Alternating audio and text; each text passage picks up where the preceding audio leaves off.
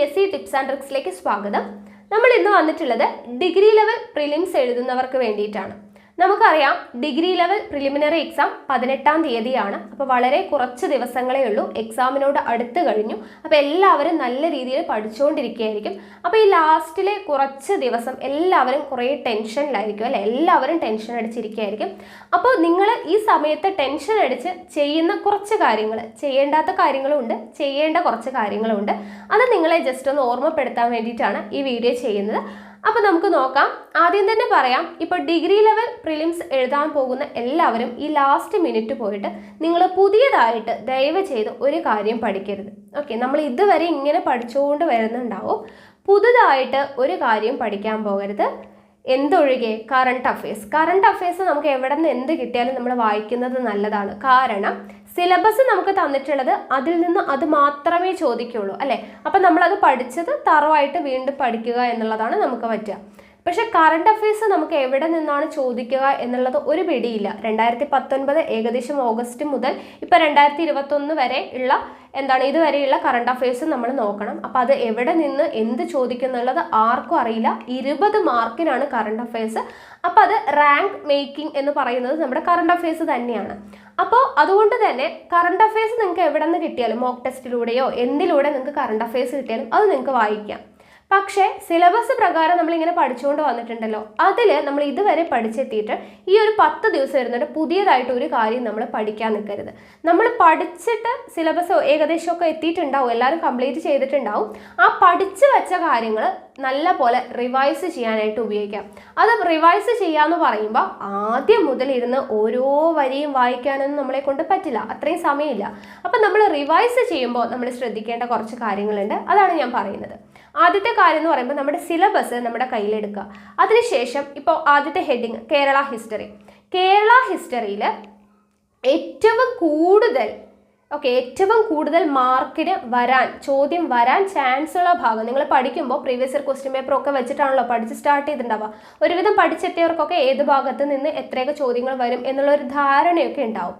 Okay, അപ്പോൾ അതിന് importance കൊടുത്തിട്ട് ഏറ്റവും കൂടുതൽ മാർക്ക് വരാൻ ചാൻസ് ഉള്ളത്, അല്ലെങ്കിൽ മുന്നത്തെ +2 പ്രിലിമിനറി എക്സാമിന് ഇതേ സിലബസ് ഒക്കെ തന്നെയാണ്, ചെറിയ വ്യത്യാസം സയൻസ് ആൻഡ് ടെക്നോളജി അങ്ങനെ 1-2 ടോപ്പിക്സ് മാത്രമേ ഇല്ലാത്തുള്ളൂ അല്ലേ.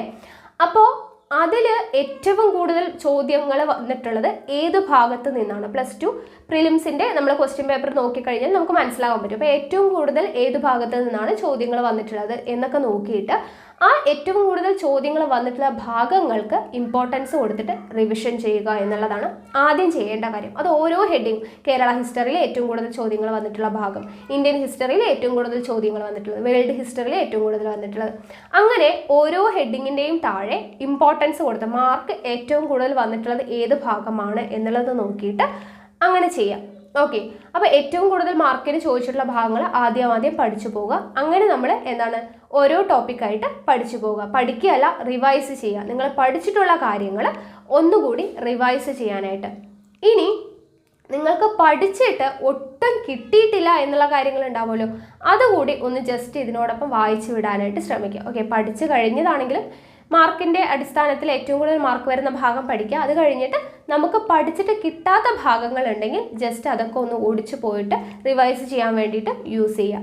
ഓക്കെ, പിന്നെ ചെയ്യേണ്ട കാര്യം എന്ന് പറയുന്നത് പുതുതായിട്ടൊന്ന് പഠിക്കേണ്ട എന്ന് പറഞ്ഞു, പക്ഷെ നമുക്ക് ചെയ്യാൻ പറ്റുന്ന ഒരു കാര്യമുണ്ട്.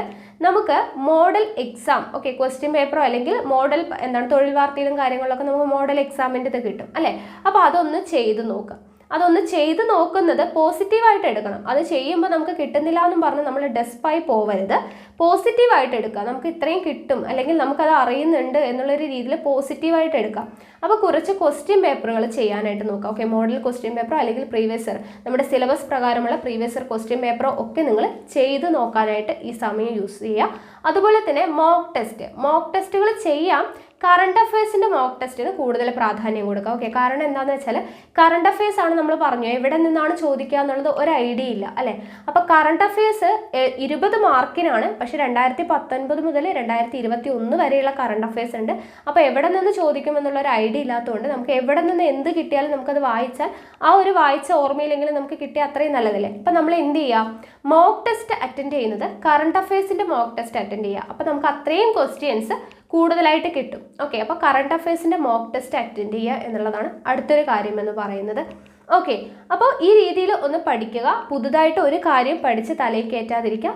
പിന്നെ ടെൻഷൻ അടിക്കാതിരിക്കുക. ടെൻഷൻ അടിച്ചതുകൊണ്ട് നമുക്കൊന്നും കിട്ടില്ല. ടെൻഷൻ അടിച്ചു കഴിഞ്ഞാൽ നമ്മൾ പഠിച്ച കാര്യം കൂടിയിട്ട് മറന്നു പോകാനാണ് അത് സഹായിക്കുകയുള്ളൂ. അപ്പോൾ ഒരിക്കലും ടെൻഷൻ അടിക്കേണ്ട, കൂളായിട്ടിരിക്കുക. നമ്മൾ പഠിച്ച കാര്യങ്ങൾ നല്ലപോലെ റിവൈസ് ചെയ്യുക, എക്സാം എഴുതുക. നമ്മൾ അത്രയും പഠിച്ചിട്ട് എക്സാം എഴുതുക. കിട്ടിയാൽ കിട്ടട്ടെ, പോയാൽ പോട്ടെ എന്ന് വെച്ചിട്ട് എഴുതുക. അങ്ങനെയല്ല, സീരിയസ്നെസ്സോടുകൂടി തന്നെ പഠിക്കണം. എന്ന് വെച്ച് എനിക്ക് കിട്ടുമോ എന്ന് ചിന്തിച്ച് ടെൻഷൻ അടിച്ചു കഴിഞ്ഞാൽ നമ്മൾ പഠിച്ച കാര്യം കൂടെ മറന്നു പോകും, ഒന്നും കിട്ടില്ല. അത് പഠിക്കുക എന്നുള്ളതാണ് നമ്മുടെ മെയിൻ. അപ്പോൾ നമ്മൾ നമ്മുടെ ഭാഗം ക്ലിയർ ചെയ്യുക. ഇനി ക്വസ്റ്റ്യൻസ് വരുമ്പോൾ നമുക്കത് കിട്ടും എന്ന് പ്രാർത്ഥിച്ചിട്ട്, കിട്ടണം എന്ന് വിചാരിച്ചിട്ട് തന്നെ എക്സാം എഴുതാൻ പോയിട്ട് ഇരിക്കുക. ഓക്കെ ആണല്ലോ? അപ്പോൾ ഇങ്ങനെ കുറച്ച് കാര്യങ്ങൾ ശ്രദ്ധിക്കുക. പിന്നെ എക്സാം ഹാളിലേക്ക് പോകുമ്പോൾ നിങ്ങൾ എടുക്കേണ്ട കാര്യങ്ങളൊക്കെ എടുത്തിട്ടുണ്ടോ എന്നുള്ള കാര്യങ്ങളൊക്കെ ശ്രദ്ധിക്കുക. അതൊക്കെ എക്സാം ഹാളിൽ കയറുന്നതിന് മുന്നേ എല്ലാവരും നന്നായിട്ട് ചെക്ക് ചെയ്തിട്ടൊക്കെ കയറുക എന്നുള്ള കാര്യങ്ങളൊക്കെയാണ് പിന്നെ പറയാനുള്ളത്. ഓക്കെ, അപ്പോൾ ആരും ടെൻഷൻ അടിക്കേണ്ട. നല്ല രീതിയിൽ തന്നെ നിങ്ങൾക്ക് എക്സാം എഴുതാനായിട്ട് പറ്റും. അപ്പോൾ എല്ലാവർക്കും എക്സാം എഴുതാനായിട്ട് പറ്റട്ടെ. എല്ലാവരും നല്ല രീതിയിൽ പാസ്സാവട്ടെ. ഓക്കെ, അപ്പോൾ ഇത്രയാണ് പറയാനുള്ളത്. അപ്പോൾ ഇങ്ങനെ ചെറിയൊരു കാര്യം പറയാൻ വേണ്ടിയിട്ടാണ്. അപ്പോൾ ടെൻഷൻ അടിച്ചിട്ട് ഇരിക്കുന്നവരുണ്ടെങ്കിൽ ജസ്റ്റ് ഒന്ന് കൂളാവുക. ഓക്കെ ആണല്ലോ? നല്ല രീതിയിൽ എല്ലാവർക്കും എക്സാം എഴുതാനായിട്ട് പറ്റും. അപ്പോൾ ഇത്രയും പറഞ്ഞുകൊണ്ട് നമ്മൾ വീഡിയോ നിർത്തുവാണ്. അപ്പോൾ എല്ലാവരും നല്ല രീതിയിൽ എക്സാം എഴുതാം. അപ്പോൾ അടുത്ത വീഡിയോ ആയിട്ട് അടുത്തൊരു ദിവസം കാണാം. താങ്ക്